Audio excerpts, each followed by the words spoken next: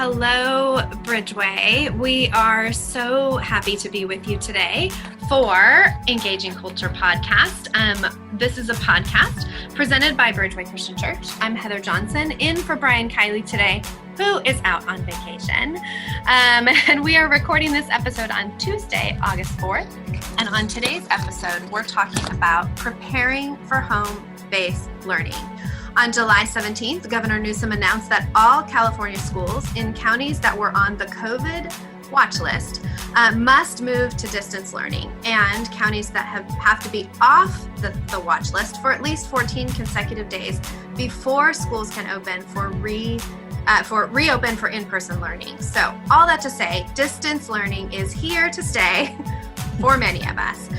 So this new reality is something that so many of us are navigating. We have brought on two guests today to give us some tips, some tricks, and more than anything, some encouragement for what it looks like to navigate this next season of home-based learning. So all of that and more on this episode of Engaging Culture podcast. This is such a needed conversation today. We are, I just can't even express the number of conversations I've had about this topic already, and how many moms and dads and grandparents and caregivers, this is our new reality. And so I'm super excited to introduce Siobhan Davies. She is a second grade teacher at 12 Bridges Elementary School and is going into her 16th year of teaching, and a mom, as well as Jackie Adams is a professional coach, trained at Western Seminary. She serves at Vintage Grace Church as a leadership and life group trainer, and as well as a volunteer in adult ministry. So we are so excited to have both you ladies, and we had a pre-conversation to our recorded conversation, and I just think that all of our parents are going to be really, really encouraged today. So,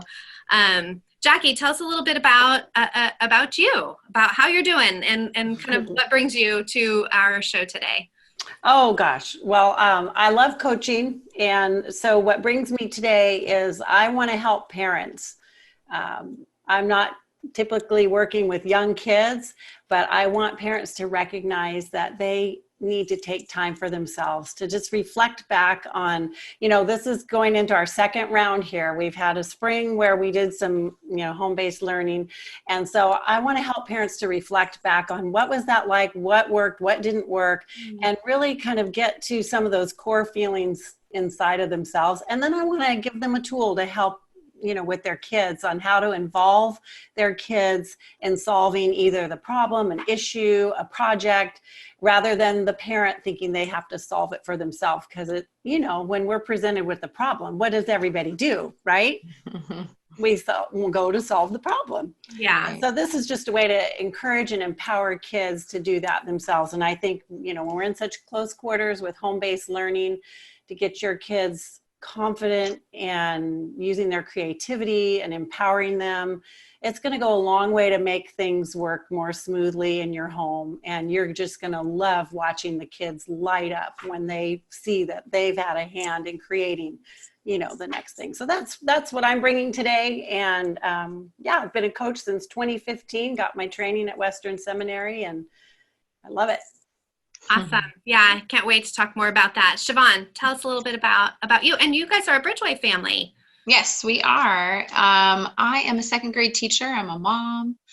And just those two things I feel like are enough to take up all my time. But, it's a new time to navigate what's going on. And it's challenging for all of us in different ways, whether you're taking care of your own kids, you're helping someone else in your community, you're helping with home-based learning. Yeah. I have 3 kids that are elementary and one actually going into middle school this year. And so we're going to be negotiating that ourselves. And being a teacher, there's a lot of change going on for us. And there's so much anxiety around this topic. But I feel like if we can all get to a place of knowing there is no perfect way, there's no one way. Yeah. But there is a lot of grace we can give each other as we're working through it. And that's going to make a huge difference. I love, Jackie, your idea of empowering the kids to be a part of this. As a family, we can all connect and make this work in a more positive way, even though it's overwhelming. and I can't wait to hear more about the coaching for the parents to take a breath and figure out how to work through it. So I'm excited. Awesome. Yeah. And for those of you who don't know me, my name's Heather Johnson. And and I'm a mom as well. I have a 15-year-old, an 18-year-old, and a 21-year-old. So I have a brand new college student who's trying to figure out where she's going next year. And we're waiting patiently, very patiently, for all the news as to whether she's going away or not. And then my older son's at Jessup, and then I've got going into high school or going into a junior year. So, this is not just a theoretical topic for many of us. This is real life. Jackie's got a preschool-ish age grandchild, so you'll be doing some little things as well. And there's very few people that are untouched by this topic. For sure. So let's dive in. I really want to start by talking about what do you think are some of the challenges, because there's so many. But let's just start with. Siobhan, why don't you start by telling us, what do you feel like is one or two of the main challenges that parents are facing right now? Well, I think negotiating between what their child's school day looks like at home while they're working at home, was hard for a lot of us in the spring. And it's not necessarily easier, but maybe it looks a little different. So that anxiety and that overwhelm and that stress management, how are you going to handle it? And how are you going to help your kids feel positive about what's going on? Parents are also really concerned about their kids' social emotional health. How does my child feel about this? How are they going to react to not connecting with peers or finding new ways to connect with peers?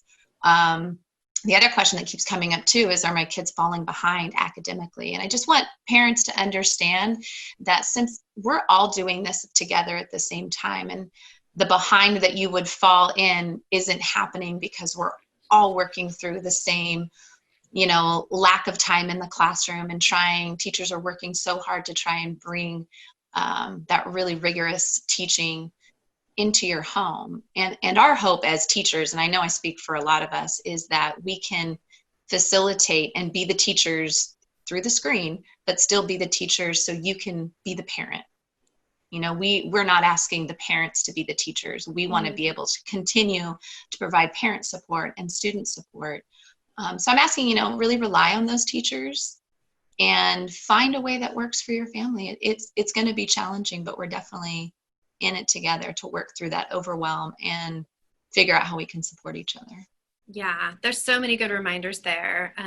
One, I love that, your perspective as a teacher to the parents, and as a parent, just really relinquishing that it's not one or the other, it's both. We're both on the same team trying to accomplish the same thing. And I think even just having that attitude will help, will help me have the right perspective. Jackie, I know that you have a ton of tools and work a lot with people. A lot of times people come to coaching because they feel stuck or they feel overwhelmed. So before we dive into some of what you think are the challenges we're facing today, tell us some tools or some tips to what do we do with the sense as a parent that we are just so overwhelmed with the reality of this? Yeah, well, we are overwhelmed. And so I think it's just that awareness of that, right? So we're going to hold that up and we're going to look at it. What is it that's making us overwhelmed? And we're going to work through that. And that's the time where parents really need to sit down and take the time to do that. And we don't do that as parents. We just push right through to the next thing. And it really is helpful when you can take a step back and do some reflection work, because you don't want to repeat the same things moving forward. You're going to have probably similar challenges as you did earlier in the spring. And so you want to work through those things. I know for one of my neighbors who is actually a speech therapist at an elementary school, and then she has 6 and 4-year-old. One day was just overwhelming for her because she's trying to work, as you are too, Siobhan, with your own kids at home, and she forgot a Zoom meeting for one of her kids, and she was crying all day, about that. So it is real, and it is overwhelming. It is challenging. And I think one of the biggest things we have to remember is we have to grace ourselves. And as Siobhan said too, our little kids are watching us. They're watching how we're responding and how we're handling things. And if we can relax a little bit and recognize there's going to be times when we fall through the cracks and we miss things, and grace ourselves and just determined to move forward. I love that, Jackie. And just to piggyback on that, I think being okay with the fact that it's not going to be perfect. Right. And it's okay to fail. We all fail every day. It's that we teach it in the classroom. It's that growth mindset concept. And so helping the kids know, you're going to get it wrong. Yep. I get it wrong every day. And I love your idea of the reflection piece. Mm-hmm. I think that would be super helpful to check in with kids too, whether it's a bedtime talk or, finding a part of your day where if you can reflect as an adult, our kids are stressed too. Find a moment, even if it's just a moment, to just go, how are you doing? Take a quiet minute with your kids. I feel like that's so important. Yeah, I've had some clients that escape to their car. So if you're going to do it now in August, you got to make sure you're doing it at the right time. Closets are good too. Closets are good. And really that's one of the first things that, one of the tips that I would say to help parents make a perspective shift in their head. And that is to take that time, go sit in the car, or go sit in the closet, or if your kids are older, go into your bedroom and say, hey, I'm closing my door for 30 minutes, and really just sit there and reflect and just ask yourself some questions. Be sure and bring something to write down, what you're discovering, but, just ask yourself things like, these are great coaching questions, what's bringing life into my soul right now? What's weighing me down? Sometimes we don't even want to look at those kinds of things. And then this is another really important question too. What am I doing that I really don't want to do? Am I yelling at my kids all day long? Am I angry at my kids all day long? Am I being lazy? Or how have you been acting with your kiddos? And then asking yourself, what am I doing that is feeding my soul? Because it's really important that we do that. And as parents, we can put ourselves to the side and put our kids first. And we're not doing anybody a favor when we do that. And then finally, just look at, what is my heart saying? Where am I here? Where am I with Jesus? And it's just so important to take this time to reflect. And I'm speaking from, experience, because I don't always take the time with my kids, when my kids were little, to do that reflection. And this is really, really important, because then it's going to identify and help you discover some core feelings. That's the feelings word, but you want to get to those things, because you don't want to take those things that didn't serve you well this first go around into this next go around. Yeah, I love that. I think those are so great. I mean, as a parent too, of course I'm a teacher, but as a parent and a mom of 3, it gets overwhelming. It's overwhelming when you're not even doing distance learning. Right. We all know that. Life this is a whole overwhelming. Yeah, it's a whole new element. And don't beat yourself up about taking a minute or two. I just love your idea of reflecting on that. And, a girlfriend of mine shared with me, who's also a life coach, she said, you can take 90 seconds anywhere. Yeah, you can. If you can do nothing else, you can take 90 seconds to breathe and just ask yourself a couple of those questions. And I love that. So thank you for sharing. Sure. Yeah. I love even this. When you were talking, Siobhan, about how we phrase this with our kids, and I don't have littles anymore, but, I mean, the first thought that popped into my mind is, what feels too big today? Right. And it's like, that's a great question, yes, it is. for a little or for myself, what feels too big today? And as a believer, it's like, okay, Lord, hands open. Here's what feels too big today. Yeah. I need you to take this. You're bigger than me, and I don't want it anymore. And I love the simplicity of that. Obviously we need the longer reflection time, and that's going to be key for perseverance and sustainability in this. And we almost need all those little baby times take a deep breath and help our kids take a deep breath. Yeah. So I know both of you mentioned growth mindset. Can you elaborate on that a little bit? I know we know what that is, but how would you explain that to someone, kind of to have this growth mindset? So the idea, at least the way we teach in the classroom, the idea is that you're just not stagnant. You're not stuck in one way, that you're able to I read this book to my students. It's called My Fantastic Elastic Brain. And it's really just about stretching your thinking, about doing things that are new, that are different, because every time you try something new, whether it's something physical or whether it's something emotional, you're in actuality stretching your brain, or what we call stretching your thinking. And by doing that, you're growing. We're always learning or growing. And we just try and teach kids to be brave and try some of those things. And then there's almost this like self-talk concept that goes with that as well, to where we say in my classroom, mistakes are proof that you're trying. I can do hard things. Just these kind of affirmation statements that just remind you that we don't give up until you're proud. Like, those are the things to kind of get their thinking on, I'm not going to settle. And even if it's tough, I can push through that to be better than who I was 5 minutes ago or yesterday.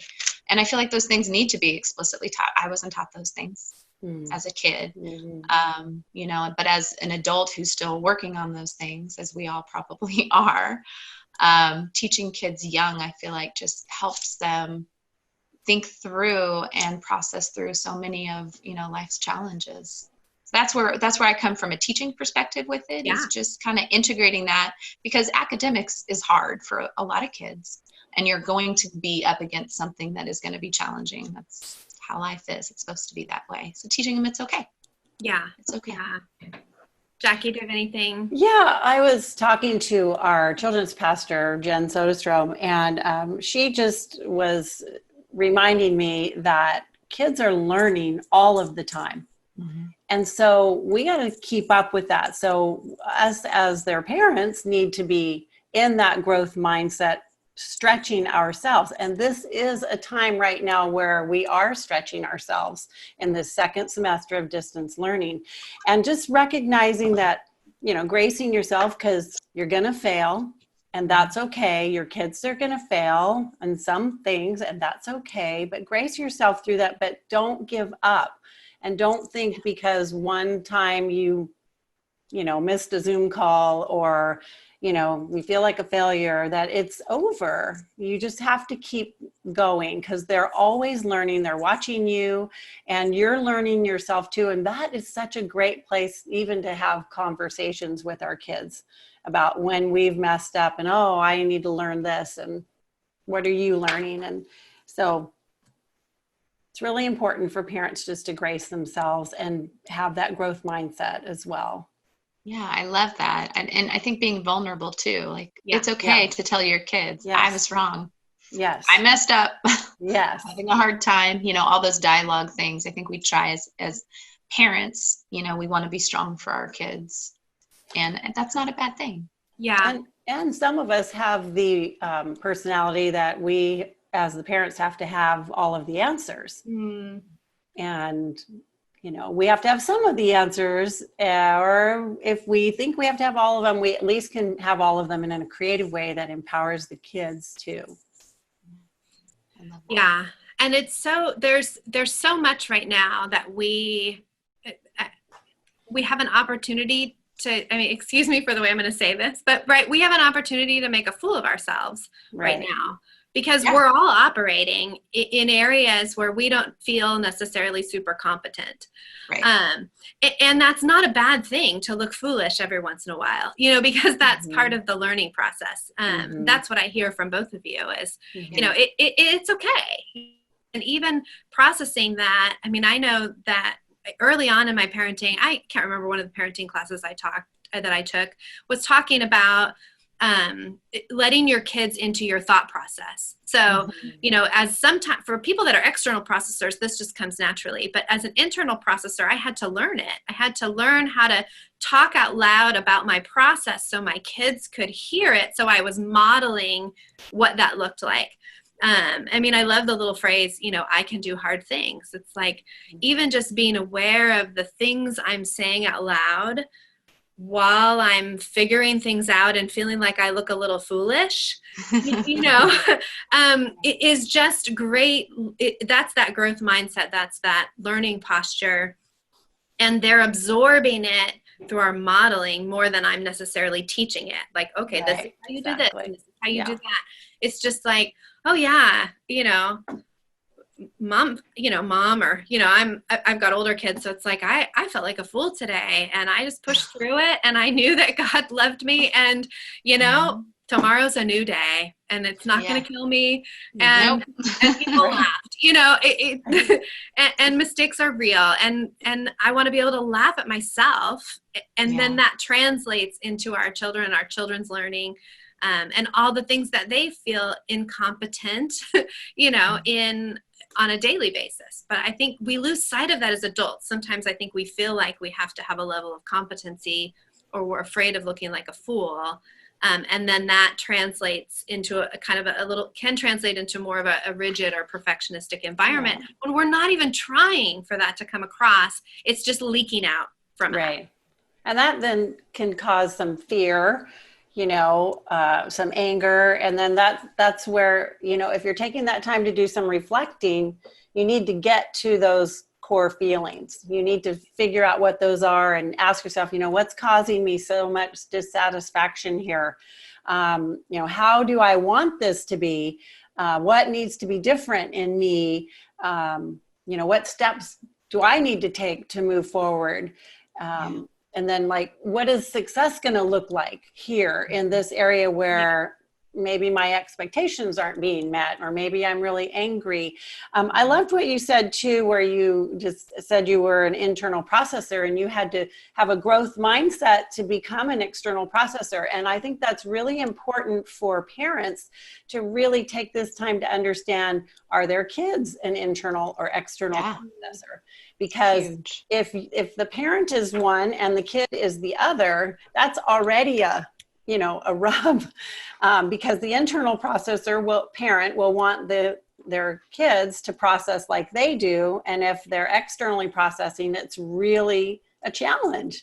And so this is a great awareness and time for parents to really get to know their kids, and, maybe what they thought they knew back when has changed. And they know more now because they've had this gift of time to be with their kids. Yeah. I'm thinking about that processing and that reflection concept, Jackie, too. And I know something that is helpful, for us when we're just talking through is also like to pray together as a family, because when we're all praying together, different things come out about what each kid might be asking for. Or things that they're thinking about, because we're just like in a different comfortable state. You know what I mean? And by doing that, especially if the kids are comfortable with it, they're able to be more vulnerable in a prayer, maybe than talking face to face to me where I'm asking a direct, explicit question. And they're kind of like, I don't know what to say, but if I'm praying to God, I'm just speaking to God in the context with my family. And so I invite people to try that if you haven't with your kids, because it's telling, and it's nice to hear kind of where their heart is. So, and that can be uncomfortable for some parents that maybe aren't comfortable praying out loud, or may have never prayed with their kids before. And so again, another growth mindset, because it always works better when we invite Jesus into our lessons. Doesn't it? It always does.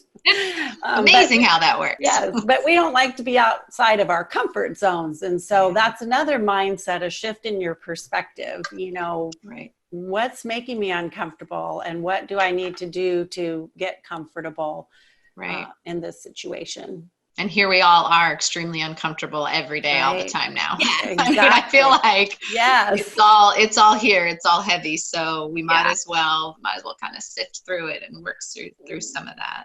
Yeah, I think it was at least a couple months ago now, because this thing is just going on and on, but that I just feel like I just had a day. I had to take a day where I was really just going, okay, this is not going back to normal, and I need to Get comfortable with being Acceptance. uncomfortable and accept it. Because if I keep fighting it, if I keep, trying to make things the way they were, this is not going to go well.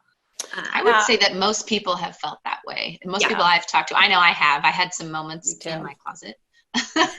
I did. I had to, because it was just, you have to kind of get to that place where we're not going back, and we should always be going forward. We just don't know what forward looks like. Yeah. And that's a lot of the anxiety for parents, for the school system Sure. too, is that they want kids to go back to school in person, and they're visualizing what school was, and school will not be anywhere near what it was. And so the experience, no matter what, is going to be different. Yeah. And the unknown is scary. It is.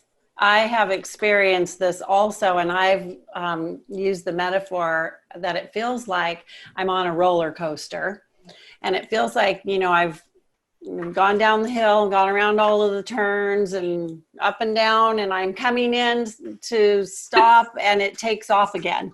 Mm-hmm.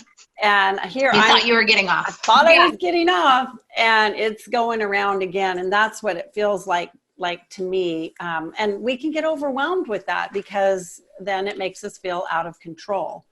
Yes. So it feels like there's a lot of things that are out of our control that we're forced into because of COVID, and that can be overwhelming, to parents and kids. Yeah. Yeah. There's no perfect choice here. No. And yeah, we'll just leave it there. So Jackie, tell us when you were thinking about some of the specific challenges that parents are facing, what were some of the things that came to mind for you? Let me go back to what I wrote down here. Well, one of the things that came to mind through when I was talking to our children's pastor was that there's a difference between homeschooling and regular school. And one's not better than the other. They're just different. And we just need to embrace the difference, right? And so we just need to be creative. I think that one of the biggest challenges for the parents right now is their time, especially if they're having to work from home. And especially, if they're, like Siobhan is a teacher, so she's going to be spending her day doing that when she also has to spend her day teaching her own kids. And so I think managing that and putting together a schedule for that is going to be really important. And it's going to look differently. So embrace the difference, and not just in, the difference between homeschooling and regular schooling, but just embrace the difference of schedule. I think it's important that parents have a plan and they have a schedule, because I think that will help them, but also being flexible, I think, in the midst of that. And then one of the tips our pastor's wife gave was to let the kids help set the schedule. Mm. And one of the things that I saw early on, back in March and April in my neighborhood as we were on lockdown, was we have a duck pond by our house. And I saw little boys on their bikes with their fishing poles riding to the duck pond to fish. And this was in the middle of the day when they would normally be in school. And I was thinking to myself, wow, they're never going to forget that they got to fish during the day in a regular school year during the regular part of the day. And they got to go do that. So it's going to be different. So embrace the difference. You don't have to chunk out 6 hours of school with your kids. You can give them a couple of hours and then, go ride bikes and, do some schoolwork on the bikes. Like our pastor's wife said, give them their spelling test while you're riding your bike, and I love that. And so it's just going to take creativity. It's going to take patience. And I think those things are challenging for parents, especially when they have the responsibility of having to work at home also. Yeah, I absolutely agree that routine and kids being involved in it is really important. The difference between what was happening in the spring and what's going to be happening in the fall for most districts is that there will be most districts, I will say, will have set times for students to meet with their teachers, which is nice, because then we know exactly when the instruction piece is happening. How you structure the rest of your day and what works for your family and your kids, I agree, be flexible. Yeah. But I would say that setting a routine is probably one of the most important things that you can do. Whether you put it on a whiteboard, talk to your kids about what they want for breakfast, make sure they're up and moving, make sure there's lots of movement breaks. And I would also say, go buy the school supplies. Get them excited. Mm-hmm. Let them pick their favorite pens. Maybe they want to write in purple, that you can't write in purple at school. So write in purple at home. There you Maybe, go. I love that. you know, like get 12 different color highlighters. You might not need a backpack, but maybe you buy a new desk or like a little shelf but I know for my kids, that's what we're doing is, you know, all pink unicorn school supplies. What do you need? You know, you're going to need pens and papers and notebooks, and you know, I'm sure teachers will get the specifics the information out to you, but you want to get them as excited as possible. They might even need new clothes. Buy the new clothes. Online is what we're doing. You know, we usually buy new shoes when school starts because we're going to be outside playing a lot. They're still going to be playing, and they've probably grown. So I feel like those things are really important. Finding a way to still be excited about the school year. Yeah. And build in the routines that are going to work for you. So the kids thrive on routine. The predictability makes them feel self-assured. You know, that doesn't mean it has to be a rigid routine, but whatever works for you and your family, I would agree, definitely find a way that's going to work for you guys. So you can have lots of movement, lots of joy, teaching hopefully as much as possible with the teacher, and then you know you can work too because that's challenging. Yeah. And it's I know in my family with my kids, we kind of winged it for the last end of the season. You know, kind of you know, we have the luxury of having a larger home. They have their own rooms. You know, they have school issued computers. So you know, we were in a very nice situation, but we still winged it. I mean, they were, you know, hunched over on their beds doing schoolwork, you know, and we're going to approach it differently this year. You know, I mean, I said to my daughter, okay, I think we need to get some ergonomic things set up. I think you need to raise your, you know, your computer and get you know, there's just some different things. We're taking a little different approach. And I've heard a lot of parents are doing that, you know, getting more of making sure they have a desk or a designated area that not in their bed area. For some people, that's the kitchen table. That's okay. Not everybody has the luxury of having their own space, but just designating that space and doing some things to mark the beginning of the school year, the beginning of the school day, the end of the school day. Yeah, I agree. So all of those things feel little, but they really are, you know, they help signal our brain, our spirit that, okay, now this is disciplined mode. Okay, now this is play mode. 100%. And we all need that. You know, I need that for my work day as much as my kids need that for their school day. Right. And it helps everybody kind of know what the expectation is. Everybody wants clarity on this subject, whether it's the parents or the kids. And we can't give clarity with everything, but we can give some clarity on what we expect, both from our children at home and what teachers are expecting from students as, you know, they're being held accountable for their learning. So I think that's huge. I love the idea of the designated workspace, whatever it is. And you want to make it fun. Yeah, they're kids. Try it. They're kids. And be flexible there. Yeah. You know, if it's not working and they would rather do it at the kitchen table, then find where they'll have the most success. Yeah. Yes, I agree. I just want to bring up a side topic with that. Please.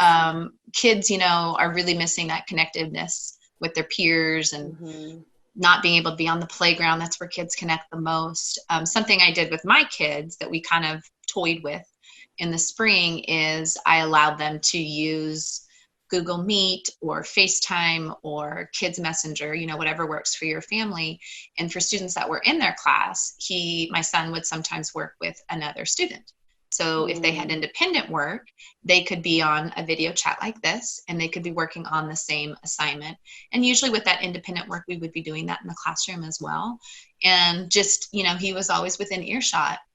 And so I could hear that conversation happening and manage it without having to be involved, but it allowed him to connect with his friends, and that's a huge piece. Yeah. If it wasn't working, then it was, again, taken away.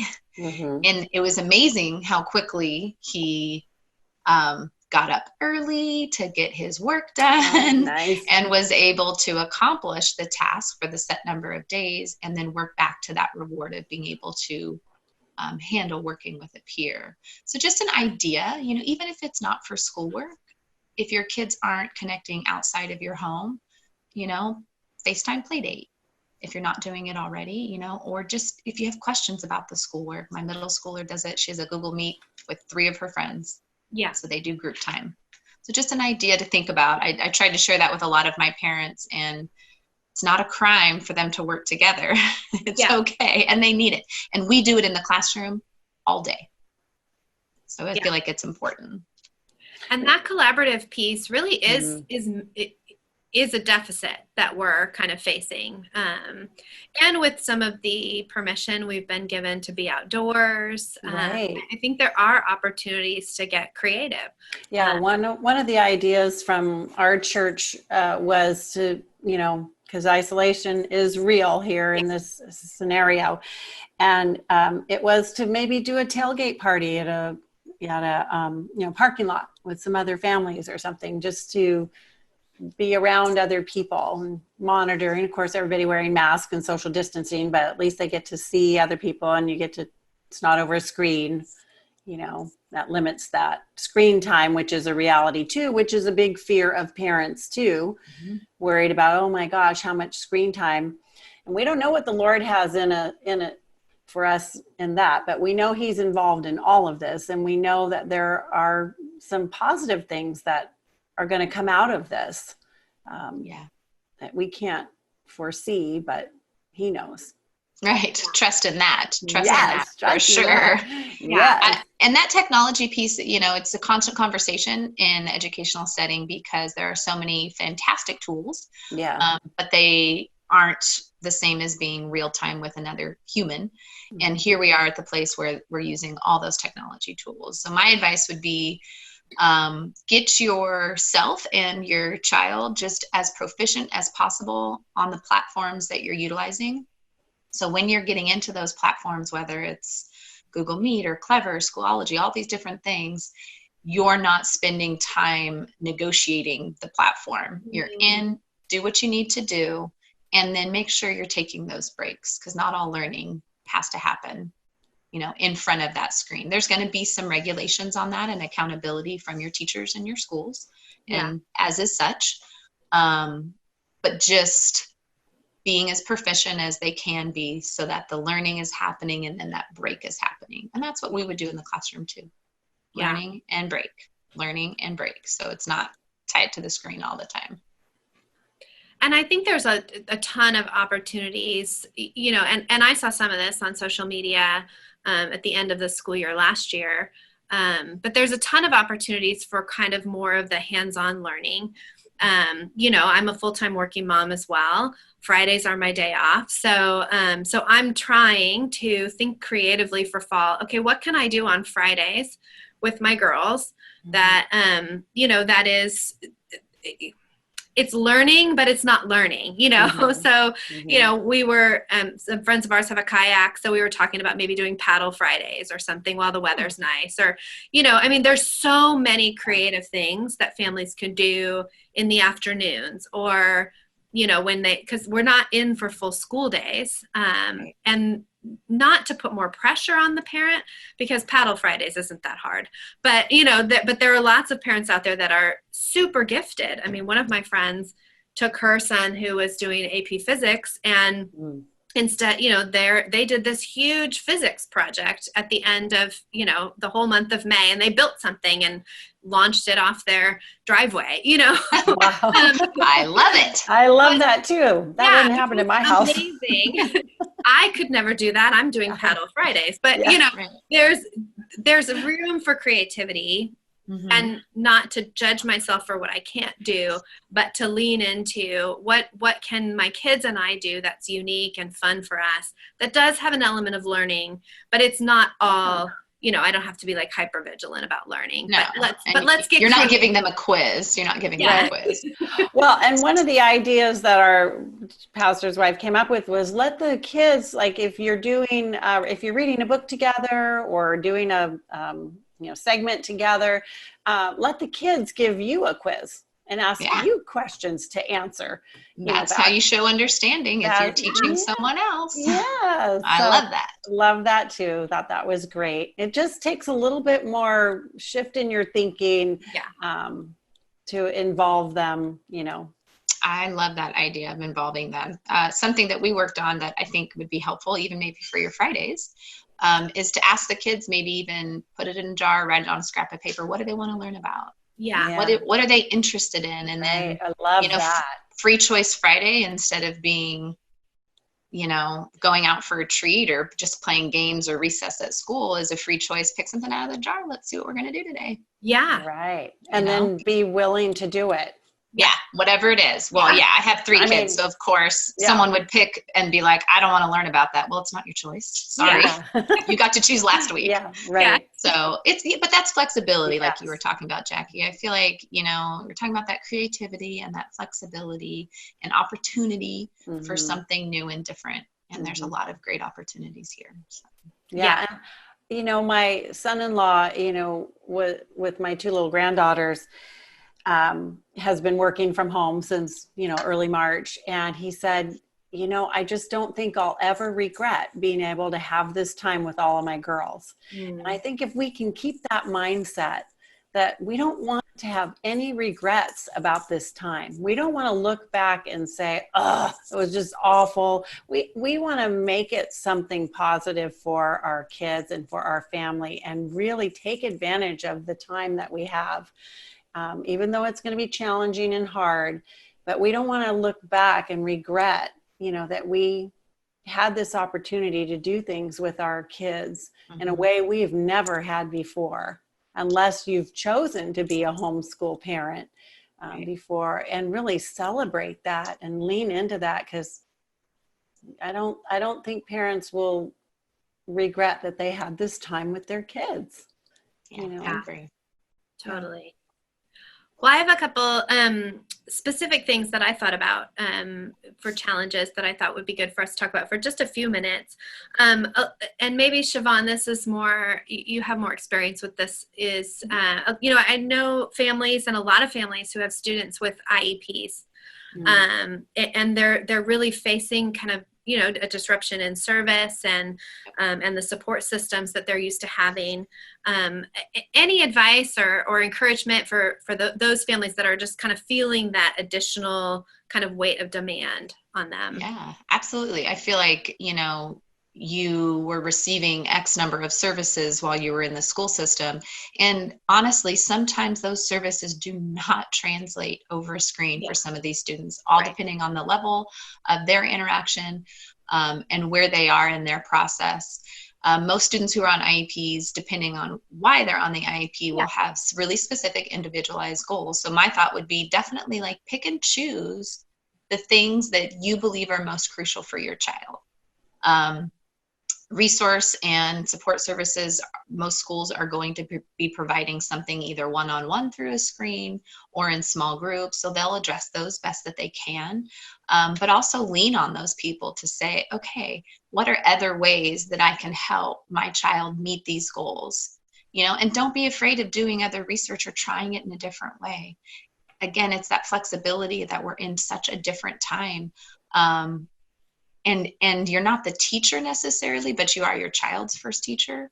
So finding that creativity in, if your child is working on a social emotional skill or they're working on an academic skill, lean on your support people to ask for other resources, other places that you can go, because it's going to look so different at home. And it's not going to be the number of services that they received previously. It's just literally sometimes impossible. And don't worry, about that fall behind concept, because your child, what your child needs. And looking at those IEP goals or those really essential things, pick and choose what you can handle, and go a little at a time. I mean, it's uncharted territory for sure. It's not easy. And it's hard to say, my child was getting this and now we're only getting this many services, but whatever those services are, just make sure those are your essentials that you feel like would make your child the most successful he or she could be, and happy. That's huge too. I think we're going to need to, just even for, the average child has different areas of strengths and weaknesses academically. And I think we're going to need to kind of rely upon one another like never before. Yeah. I might need to reach out to my community and say, hey, is anybody really good at Algebra 2 or Calculus? Or hey, who can help my daughter with AP Lit? Because I can't. Those types of things may require us to be a little more vulnerable with those within our peer groups and in our communities. And I think we might need to get creative with some, not just taking care of all those needs within our own family, but really helping out one another. Hey, my husband's really good at this. In normal times, he wouldn't necessarily be the tutor for my neighbor's son, but in this time, that may be what's required for really all of us to get through this thing. And that's, again, it's kind of more creative thinking in ways that we haven't really had to rely on one another at that level, a lot of us. Right. And sometimes that puts us in an uncomfortable zone. And so we have to be comfortable with being uncomfortable. Yeah, that's a tricky thing. And also, we talk about working smarter, not harder. You don't have to do all the things. Yes. Find somebody to help you accomplish the most crucial things that you need right now, or the things that you're just not an expert in. I'm not an expert in all things, but I know somebody who's pretty good at that. Yeah. Or I know somebody else who has a child who's on an IEP and they're working through some of that. What did you do? Did you find any resources, in that vulnerability of reaching out? We're all doing the same thing, and we're all worried. Mm-hmm. And that, I feel like just that one concept, knowing that everybody is struggling in some way, helps us be connected. And like you said, trying be flexible, find other people who can help, because I know asking for help can be hard, but goodness, you feel the relief when you find someone, right? You're like, thank you so much. True, and you're true. so gracious. And that person more than likely is so happy to help. Yeah. Yeah. You just hadn't asked yet, so I'm going to be doing that. I might be calling you. I know that there's also a lot of families that, at the end of last year, and we'll see, it's a new year, but there are kids that really struggle with motivation and focus in distance learning, because it just doesn't have the same structure. They're in a different environment. Yeah.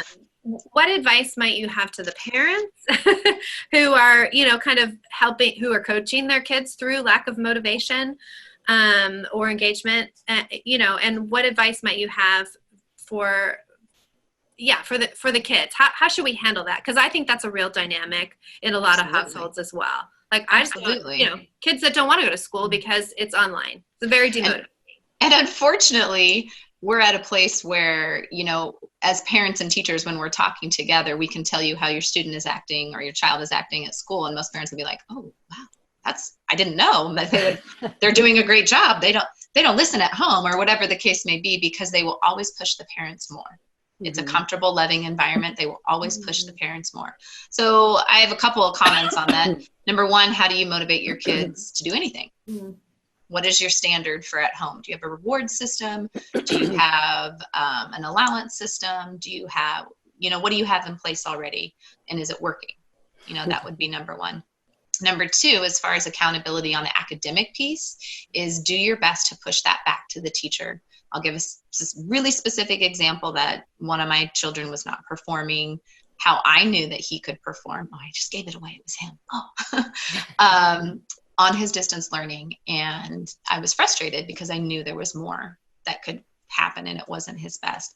And so I asked the teacher and she scheduled a meeting and he did not want to go at all. And it was literally a 5-minute meeting. And it was that little piece of accountability. And she was very kind and wonderful about it. There was no being in trouble. But don't be afraid to ask.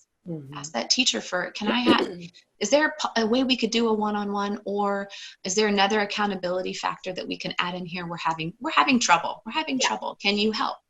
And if you can set up some sort of reward system, depending on how old your kids are at home, that's the other thing I would go with, whether it's a Fun Focus Friday that everyone's working for all week, or whether it's a daily at the end of every day, like you had said, a way to close out your learning day. Is there something special that you do to close out your learning day, or do they get extra time doing something they love, or an extra choice time? For young kids, that works really well. For older kids, it might look a little bit different depending on probably some of their electronic pieces would be my guess. That phone is the currency, Whoa. Right? Yes. Always.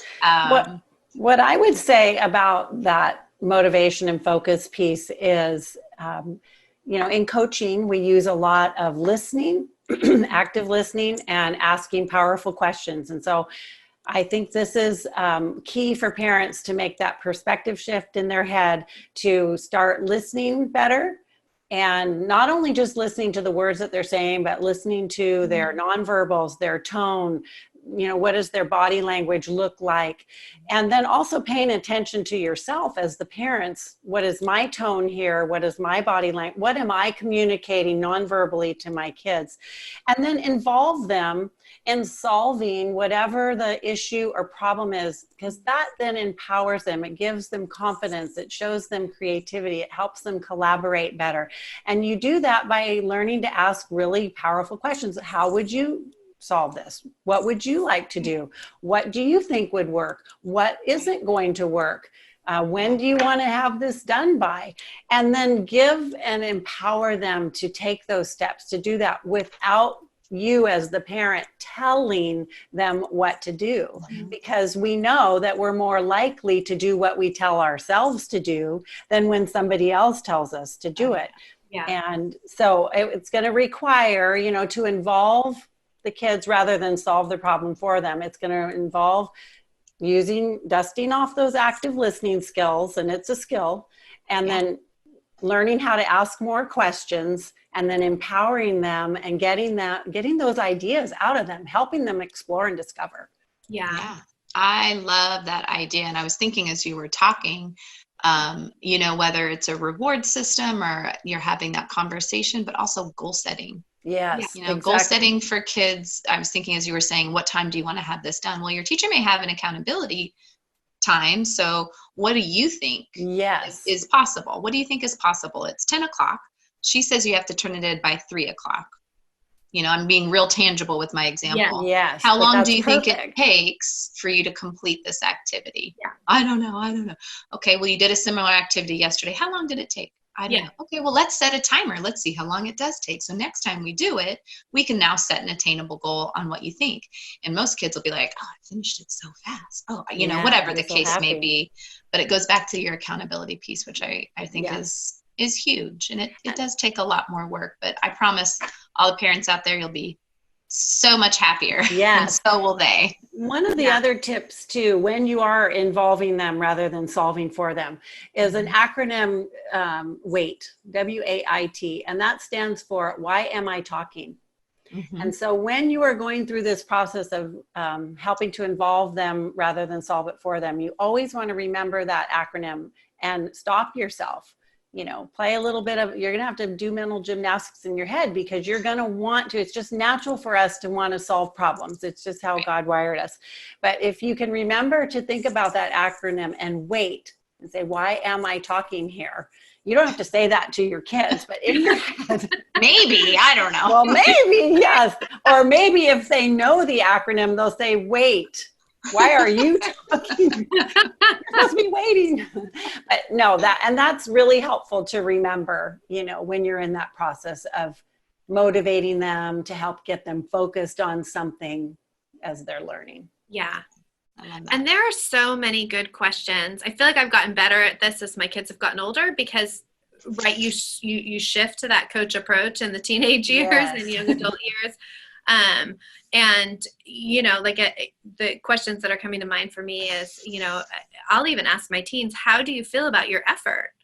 And often they're satisfied with their effort, even though I am not. And I have to release that. Let it go. 100%. I might wish they had answered it differently, but they have to take ownership for their effort. Especially for the older kids, younger ones, we have to parent that a little more. And we do a lot of, when they're overwhelmed with a big, huge project, kind of the reverse of what you were saying, Siobhan, with the setting the timer to see how long it takes. We do, well, how much focused energy do you feel like you have right now? Okay, I think I can focus for 45 minutes. Okay, great. Let's set a timer for 45 minutes and then stop after that and go fishing. Yeah. And take a break. And most of the time they're in a role by 45 minutes and they keep going because they've kind of gotten over the hurdle of it. But let's just work on it for an hour. Let's work on it for 30 minutes, and they're even speaking into that. How much focused energy do you feel like you can give this right now? When do you feel like you're at your best? Is it morning? Is it evening?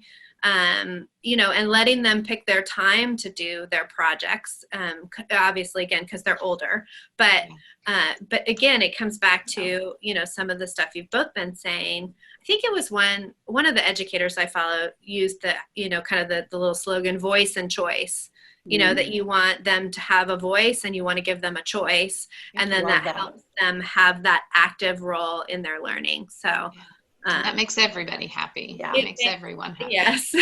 It's huge. Yeah.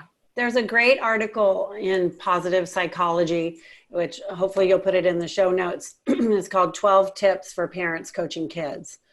So be sure and look that up. And it really kind of goes into some more depth about awareness for parents of their own styles and personality things. And but it will be really helpful for parents as they step into this next season. Yeah. I love that. Heather, I was thinking when you were talking about that focused learning time, and I don't have a particular site that has this information, but I would encourage parents to also look up, there's brain research on how long kids can focus by their age group.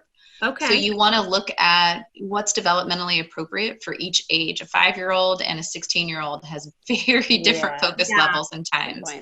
And so looking up that information might help you recognize why your child is on the ground flopping around when they probably just maybe needed a brain break. They needed a break. They need to move. And there's brain research that also shows that getting up and moving stimulates brain activity, which is what you want for learning. And they're going to be in front of the screen, for part of their day. So most elementary teachers will have your kids getting up and moving. As the kids are a little bit older, they might need a little more encouragement. So it's just something to think about, making sure that we're still moving our bodies and keeping them active. Yeah. Well, because there's no passing period. I mean, they can't even move. We kind of joke, that we walk up and down the stairs as, our commute or our passing period, because all those things are gone. Yep. So just something to be maybe thinking about when you guys are working into your routine, whoever's, the kids are working on the routine. What kind of brain break do you want today? Yeah. And just that's excellent. Finding different ways, creativity. Yeah. Love it. Well, we're wrapping up our time. So let's talk let's kind of end on a really encouraging note. What do you feel like is the surprise blessing in the midst of all of this? I feel like that's been a theme for us I know in our women's ministry, we've been talking about that all summer. It's kind of like, what are the challenges? And then what are the surprise blessings? What do you feel like those are in this season? Well, I think it's the gift of time. I think if we can think about that in a positive way and utilize it for God's purpose. He has a purpose in this. Mm-hmm. And you have this gift of time to be with your family that you've never had before. It's not driven by the school getting out of the house kind of schedule. And I think if we can make that perspective shift in our head, it will take us a long way positively.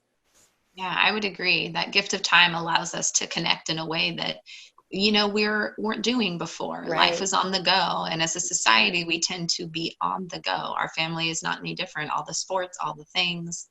And I do believe God absolutely has a plan in this. The message is loud and clear. Slow down. Yes. Slow down. Yep. Connect with your people because that's what we're here to do. And just breathe. And I feel like that connectedness is the big takeaway. And the thing that we, like you said, Jackie, you won't regret having time with your family, because that's what we always talk about, that we want more of. Right. And that to me is probably the most important piece. Yeah. And to just not fear and not feel like you're going to be a failure because you're not a teacher and this is not how God wired you. But you can make a difference, and you want to be there with your kids so that you don't have any regrets. Yeah. And this is a season. Mm-hmm. It'll change. It always short does. One. Love that. Well, Jackie, you have a website. Tell us about your website, because I know you have some resources on there. Sure. It's JackieAnnAdams.com. And what I've shared today about the reflective piece, I wrote a blog post on there called, 3 tips to shift your perspective. And so it'll go into more detail about, kind of a process for the parents before they get started in this next phase. Yeah. And then the positive psychology article, I think, coaching kids would be great. Yeah. Great. JackieAnnAdams.com. Yeah. And if we ever, and I shouldn't say if, when we get back to regular church, Siobhan, I look forward to, a lobby greeting where we can chat finally. IRL in real life. So I love it. Yeah, I love that. Well, thanks everybody for listening and watching this episode of Engaging Culture Podcast today. Thanks to Lucian and Brenton, who are going to take our video and our voices and make it look good and sound good. And we will be back with you in 2 weeks for another episode of Engaging Culture Podcast. Goodbye. Thank you for listening to Engaging Culture, a podcast by Bridgeway Christian Church.